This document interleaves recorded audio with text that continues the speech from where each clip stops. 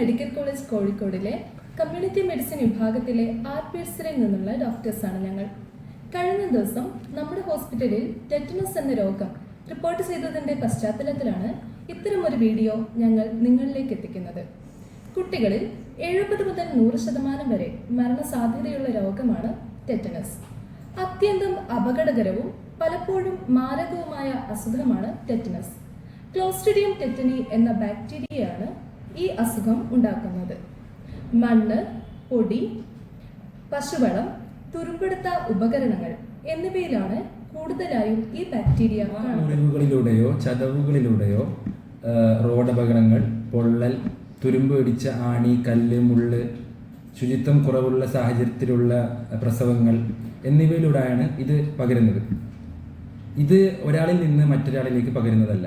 ലക്ഷണങ്ങൾ: മാംസപേശികളുടെ വലിഞ്ഞുമുറുക്കം അഥവാ muscle rigidity, വായ തുറക്കാൻ പറ്റാത്ത അവസ്ഥ അഥവാ ലോക്ക് ജോ, പനി, വിയർപ്പ്, രക്തസമ്മർദ്ദ മാറ്റങ്ങൾ, ശ്വാസതടസ്സം, പിന്നെ ഭക്ഷണം കഴിക്കാനും സംസാരിക്കാനുമുള്ള പ്രയാസം. ആരെല്ലാമാണ് ഹൈറിസ്കിൽ പെടുന്നവർ? വാക്സിൻ എടുക്കാത്തവർ, കർഷകർ, കെട്ടിട തൊഴിലാളികൾ, ഗർഭിണികൾ, ശുചിത്വമില്ലാത്ത സാഹചര്യങ്ങളിൽ പ്രസവിക്കുന്നവർ. ടെറ്റനസ് ഒരു വാക്സിൻ പ്രിവെന്റബിൾ ഡിസീസാണ്. അതായത് വാക്സിൻ എടുത്ത വ്യക്തികൾക്ക് ഇതിനെതിരെയുള്ള രോഗപ്രതിരോധ ശേഷി ലഭിക്കുന്നു. കുഞ്ഞ് ജനിച്ച് ആദ്യത്തെ 6, 10, 14 ആഴ്ചകളിലും പിന്നീട് 16 തൊട്ട് 24 മാസങ്ങളിലും 5 വയസ്സിലും അത് കഴിഞ്ഞ് 10, 16 വയസ്സുകളിലും ടെറ്റനസ് വാക്സിൻ എടുക്കേണ്ടതാണ്.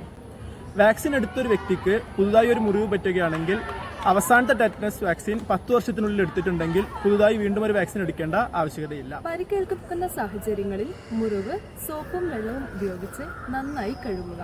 മുറിവിൽ മണ്ണ്, മഞ്ഞൾ എന്നിവ ഉപയോഗിക്കരുത്. ചില മുറിവുകൾക്ക് ഇമ്മ്യൂണോഗ്ലോബുലിൻ പോലുള്ള മരുന്നുകളുടെ ആവശ്യകതയുണ്ട്. അത്തരം സാഹചര്യങ്ങളിൽ മെഡിക്കൽ സഹായം സ്വീകരിക്കുക. ടെറ്റനസിനെതിരെയുള്ള പ്രതിരോധ കുത്തിവയ്പ്പുകൾ നമ്മുടെ ഗവൺമെന്റ് ആശുപത്രികളിൽ സൗജന്യമായി തന്നെ ലഭ്യമാണ്. എന്നിരുന്നാലും ടെറ്റനസ് മൂലമുള്ള മരണങ്ങൾ ഏറെ ഉണ്ടാവുന്നു എന്നുള്ളത് ദുഃഖകരമായ വസ്തുതയാണ്. കുത്തിവയ്പ്പെടുക്കൂ, രോഗത്തെ പ്രതിരോധിക്കും.